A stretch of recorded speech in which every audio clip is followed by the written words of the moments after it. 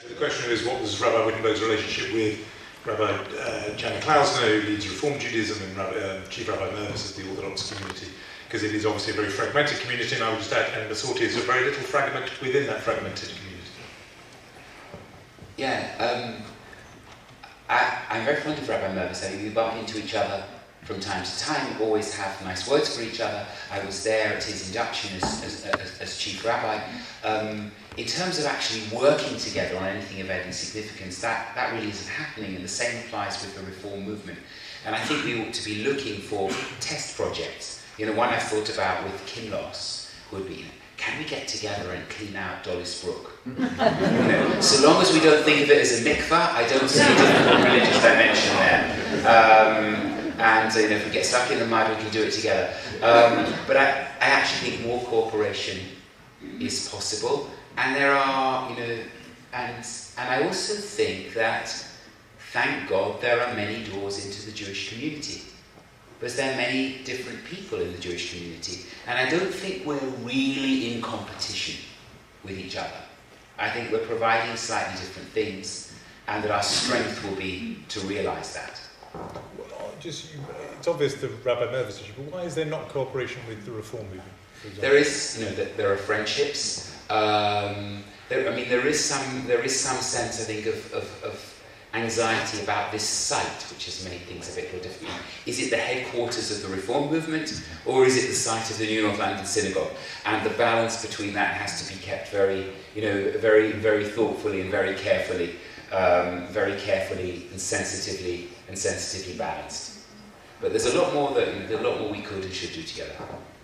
Because, can I just come back to you? And I just wondered whether Rabbi Mervis have you found that in the short period of time that he's been Chief Rabbi, that he's been a little bit more prepared to build some of those bridges? It's early days.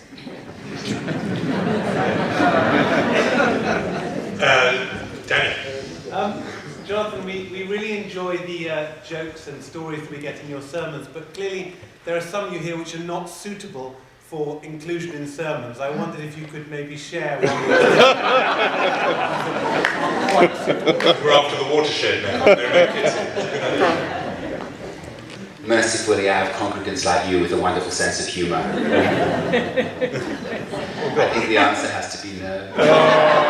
Shame. I'm trying to see if anyone is actually surprised by that answer.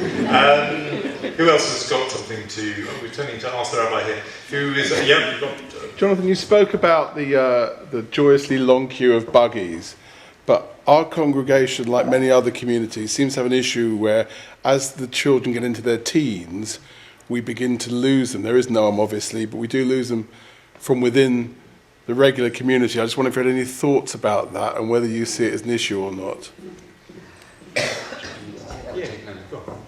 For sure it's an issue, and a difficult issue. And what you say is true, we have a strong youth movement. This is an area, you know, perhaps the most urgent area of building. And Noam too has been evolving its philosophy. The role of learning has become much more central in its self-conception, in particular around the conservative yeshiva. This is something I've strongly been supporting. And what we are hoping is that there will be a generation of leaders who have always been people with, with a lot of gifts and charisma, but who also have spent serious time at the conservative yeshiva or similar institutions, and been able to sort of mediate a lot more learning. I've also come to feel, particularly in the last couple of years, that we underpitch our ask around B'nai Mitzvah. And one of the things I'm looking at is it'll simply be part of the contract that when you have a bar mitzvah, within the next year, you read from the Torah or do something equivalent, but not the same again. So that I'm very keen on upping the ask. The other thing I was thinking about, actually came up today in a way, is that I haven't even passed this by Barbara Stone, the whole Cheder system should be premised on the notion your child joins the Cheder and you commit every year or every 2 years as a parent, or in some cases perhaps a grandparent, to a course of study in Judaism on your level. Because one of the big issues is whether children see that they're expected to study Judaism, but their parents don't. And a home is a collaborative effort of engagement in a culture and learning. All of these are things which I want to see happen. I'm also pleased about the notion that as more and more of the children of the Asif group hit that age range, they will push the threshold up because of high levels of commitment. And that's a good thing. Perhaps one's thinking changes stage by stage, but I don't think I would have felt able to say that 3 years ago. But it seems to me the community is a point where this is beginning to happen and has to happen, and these will be the next steps. And I'll be totally for them. You said that sort of community evolving as a community of communities, and I'm wondering if you could say a bit more about how you see that developing. What do you think the Jewish community's attitude should be to the question of whether there should be limits on free speech? I'm trying to think of an appropriate joke with which to answer, but I'm failing, I'm sorry. Community of communities is very much a local question.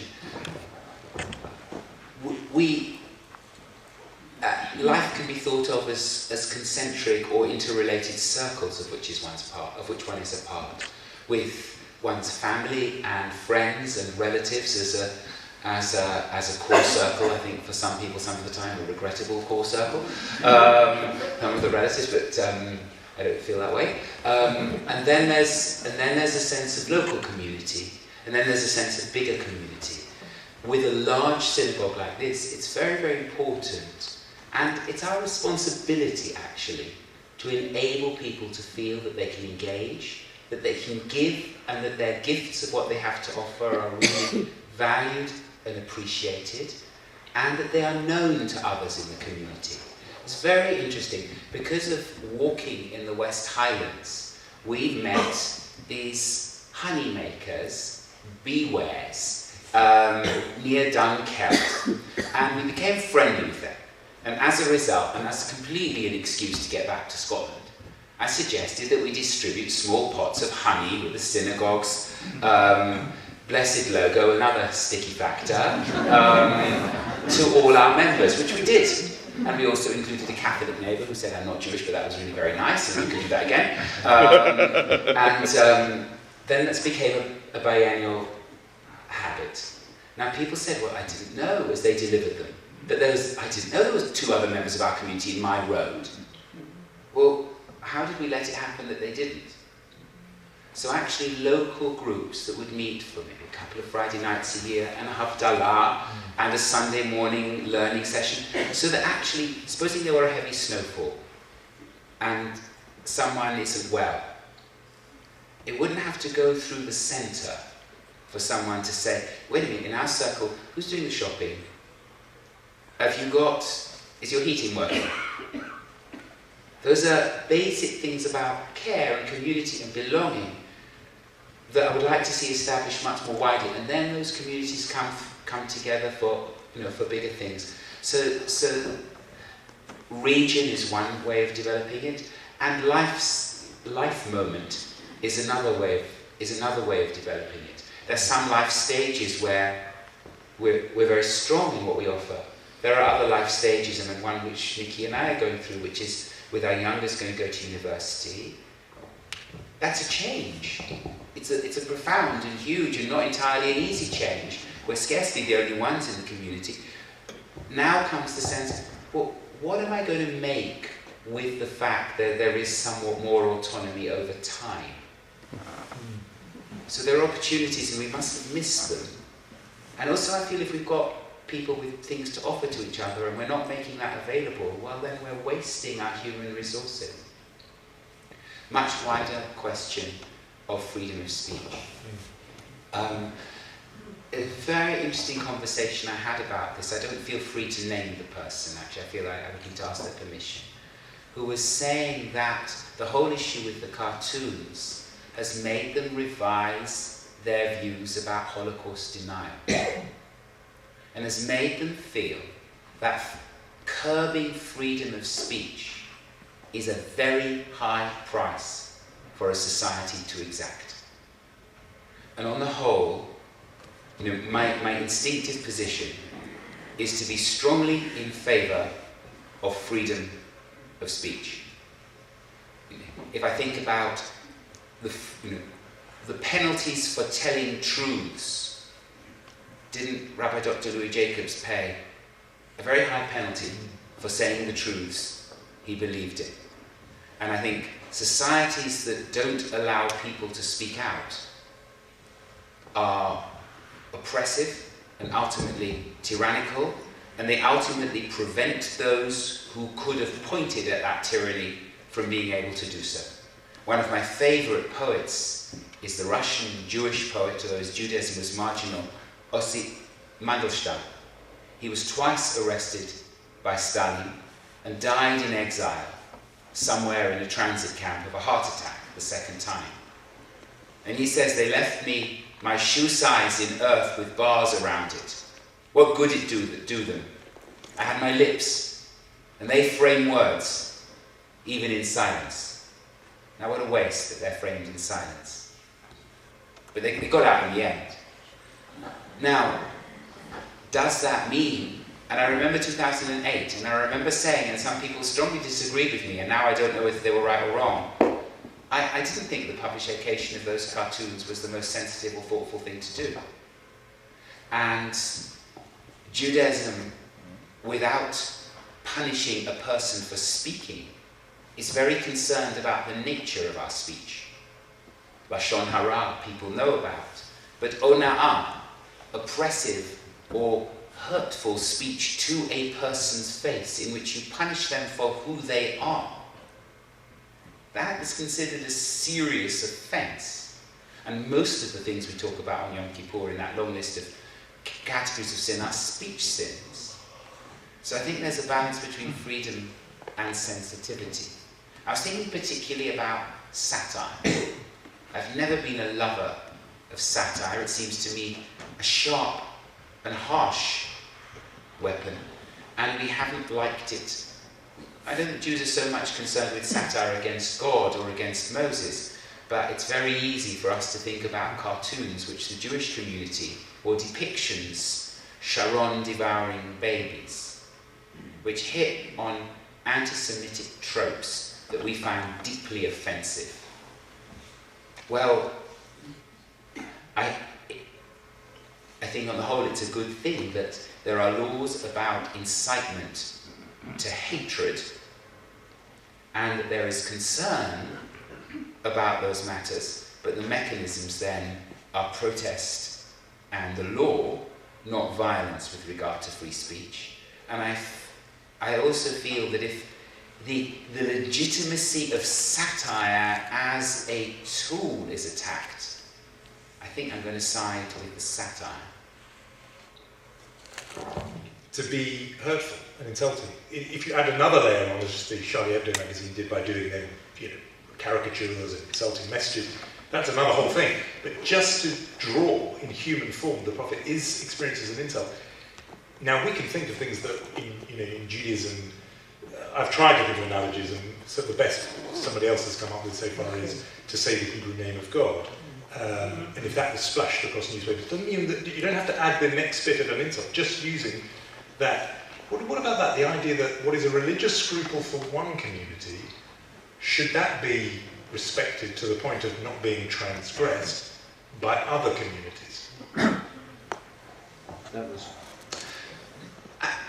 It occurs to me that it could make a very interesting behind closed doors conversations with, maybe this is something that rabbis and imams should talk about.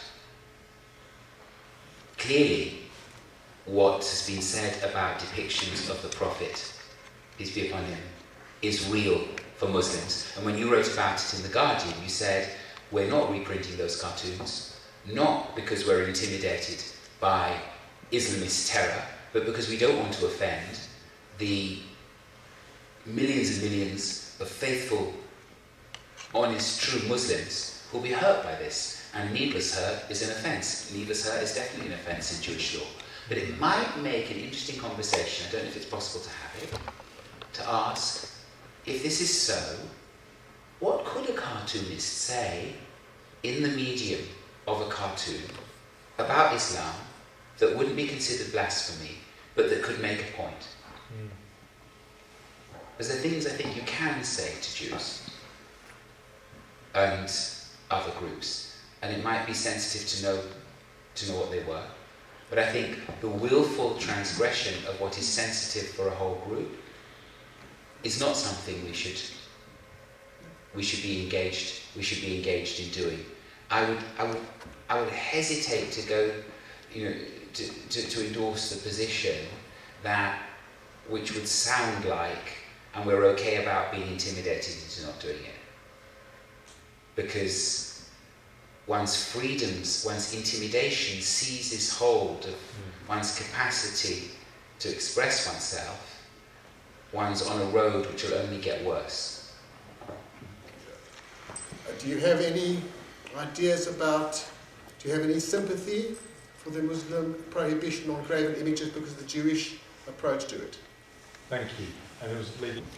The Economist had an article on Jews a year or so ago, looking at the community, its fragmentation, assimilation, and it said although a Catholic atheist was a contradiction in terms, a Jewish atheist was not. In fact, the majority of the community in the UK, in the Economist's opinion, were just that. Could you comment? Yes, I have. I have sympathy in that. I think one's first position towards the rules and attitudes and principles and sensitivities of another faith is to be respectful of them. And within the world of Islam, do I find the concern with images difficult? No. On what grounds? And why should I? I want to say that within Judaism, the history of imagery is much more varied than one thinks. Old synagogues excavated from northern Israel have depictions in mosaic of human form, not just other forms. It's been more or less fluid. It hasn't been as severe as one might see from the works of an Israeli artist like Agam, who avoids even pictorial depiction. There's a history there, and there's times of strictures, and there's times of more liberty. Just on that related question, somebody asked me once, and it came up: would I expect a Christian visiting the synagogue if they wore a cross to take it off? My answer is no. In the same way as I would hope that I wouldn't be asked in visiting a church, and when I haven't been asked to take my kippah off. I welcome people as who they are, on the basis that they're respectful of who I am. And I think that, as it were, insipid interfaith, where we also have to pretend not to be who we are, is weak. And actually really engaging with what each other cares about is what matters, and much more interesting, and has real depth to it. And a lot of people involved in interfaith want their partners to be people who have faith. And that's one of the things I want to say about anti-Semitism. It is incredibly important. It may be, who knows how effective it is, that we do the maximum to reach out, to invite in, to encounter, to debate with people of other faiths. The Wolf Institute has been doing a research recently on how attitudes to other faiths are formed. And I was talking with them, I was asked to be a respondent to their research. And in my view, any religious leader should have to spend at least a fortnight living consistently in a community of a different faith. That we have to be sensitized to what hurts others. And a pulpit, one might have thought a while ago pulpits are fairly feeble, they're irrelevant to our society. Religion has entered the public square in a most often rather unpleasant and violent manner. Pulpits are powerful places. Pulpits often control weaponry, not the other way round. And therefore I don't think anybody should occupy a pulpit who has not spent serious engagement in an interfaith context. And I don't mean a visit. I mean study of text, study of difficult text, and living in the context of our other faith community for a significant time.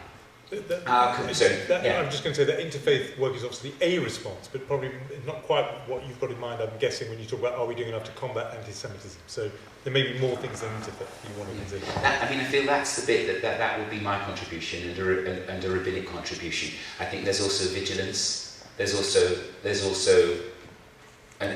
protest, and all of these things are important. But it'd be the piece that I feel I can play a part in, and the community can play a part in, is also reaching out. Good. Jewish atheists, do you recognise the Economist description that a majority of British Jewry are probably atheists? I'd say a majority of British Jewry are probably agnostics, rather than atheists. And I found this changing. I've mentioned in the past that 20-something years ago I wanted to do a course on God and Judaism, and the chair of the synagogue then came up to me and said, "Do you think that's a good idea? Is it of interest to people? I suggest you do a course on synagogue architecture instead." This was advice that I declined to take. I find people are really, really interested in God. And that there is a wish, if not to believe, to think about what that might mean for us. However, it's perfect. People come to synagogues for all kinds of reasons. I once asked a group of teenagers to make a list of why they thought the next 25 people were coming in if they were standing at the synagogue door. It made very interesting reading. Mainly they said, children think they're being brought by their parents, parents think they're being brought by their children, and most of them don't want to be in there in the first place. But yes, Jews come to identify as Jews. Even the group who were here just now, the soldiers from Israel, said that for some of them in Israel, you go to a synagogue to pray. In the diaspora, they said it was a revelation to some of them. You also go to identify. It's perfectly legitimate. As far as I'm concerned, I don't feel it's my job to measure where a person comes from when they enter the community. But if a person feels that the community has not taken them anywhere, not emotionally, not spiritually, not intellectually, and they try to engage, that's my fault and our fault.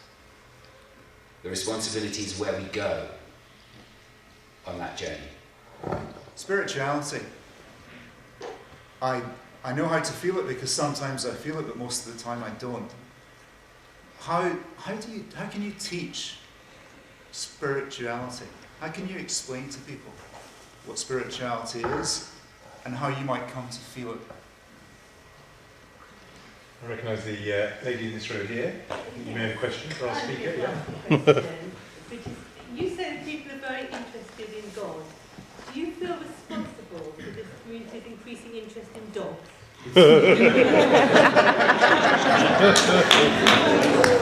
Okay, we've got dogs, spirituality, and Israel. Certainly not in that order. So why don't you tell us which of those three you believe in most strongly?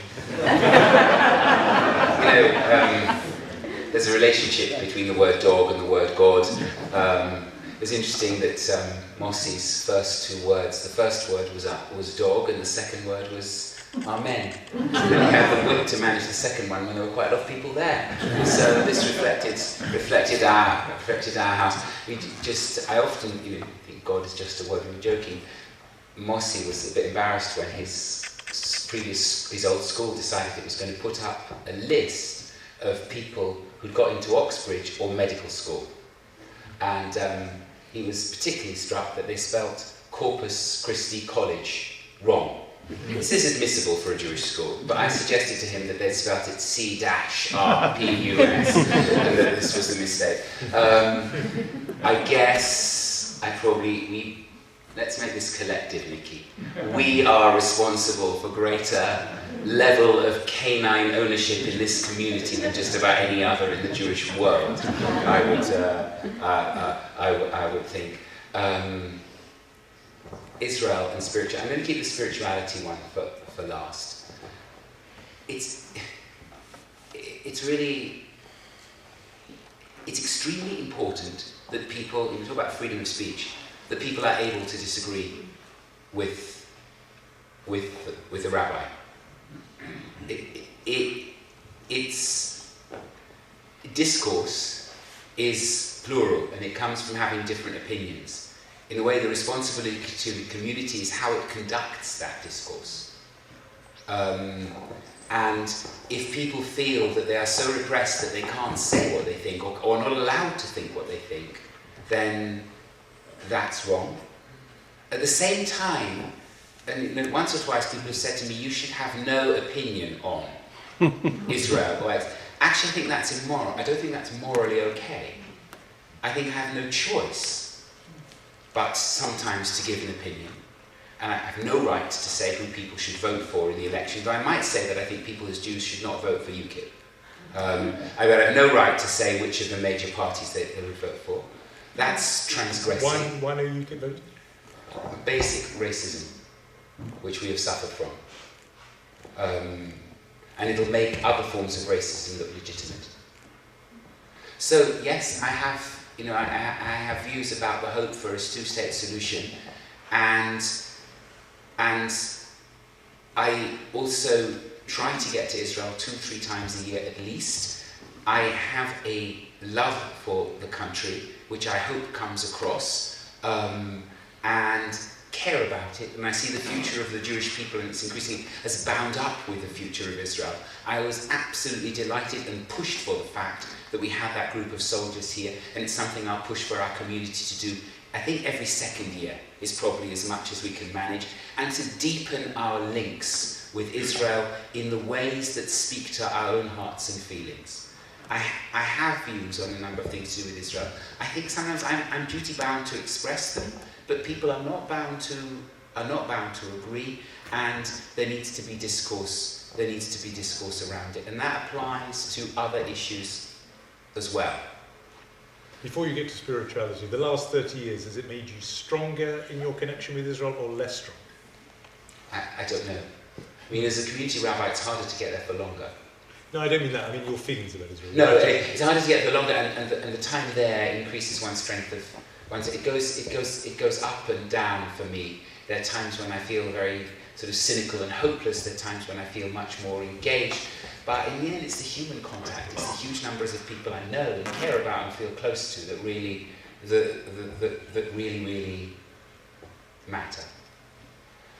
In terms of teaching spirituality, this is one of the most challenging and difficult questions that one can have. It's also a question that's concerning me as a parent, and I've said this before, but I really don't know where this will go in their lives. But when they were younger, and we used to go to the New Forest, and they didn't sleep at night, used to put them in the car, drive to the middle of nowhere, switch off the engine, put off the lights, open the doors, and say, listen. And I have a deep belief in the presence of wonder. You can't manufacture wonder, but you can point towards it and create windows in it for the lives of people. I think beauty does that, nature does that, human contact can do it, prayer can do it, learning can do it. And I think we seek each other on that level as a community, as well as on social levels. And I think people know that. Sometimes when you come into the synagogue, you sense that there is an energy there. And I've sensed that people sense that, whether they are very engaged in their Judaism or not. It's terribly important to foster that. I would also say that I think it takes discipline. That the person who comes very occasionally and says, I looked for God and I didn't find it, that's not really looking. That's not really seeking. And a serious faith, like a serious art, asks for serious time. One of my favourite stories, again which I've told before, I'll finish on this, concerns the story of the priest and the old man and the church in Wales, where the old man is always there, and eventually the priest goes up to him and says, "What brings you?" He's sitting at the back of the church. And he says to him, "Are you talking to God?" And he says, "No." And he says, "Is God talking to you?" And he says, "No." He says, "Well, what are you doing here?" He says, "You know, God and I, we listen to each other. But if you want to listen to someone, you've got to make time. And you've got to make stillness." And I think actually a lot of Jewish law could be framed in creating the space to enable the listening.